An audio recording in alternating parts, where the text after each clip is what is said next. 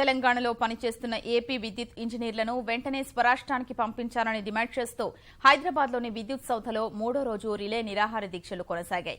20 నెలలుగా తమను ఖాళీగా ఉంచడం సరికాదని ఇంజనీర్లు ఆవేదన వ్యక్తం చేశారు. రిలే నిరాహార దీక్షలకు ఏపీ విద్యుత్ సంస్థల ఐక్య కార్యాచరణ సంఘం సంఘీభావం తెలిపింది.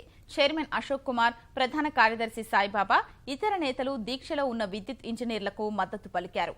రెండు ప్రభుత్వాలు సత్వరం స్పందించి వెంటనే సమస్యకు పరిష్కారం చూపించాలని డిమాండ్ చేశారు.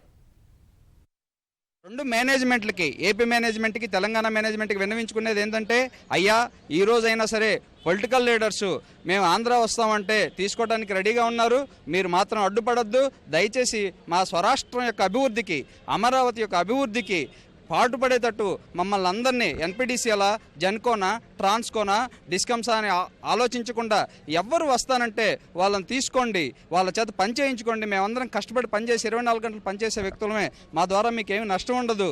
కాబట్టి రెండు యాజమాన్యాలకి ఇప్పటికైనా పంతాలు వీడి పరిష్కారం దిశగా, ఎందుకంటే పొలిటికల్ పార్టీస్ పరిష్కార దిశగా వచ్చినాయి, మీరు కూడా పంతాలు మాని పరిష్కారం దిశగా వచ్చి ఎవరు వస్తామంటే ఏపీకి వాళ్ళని తీసుకోండి.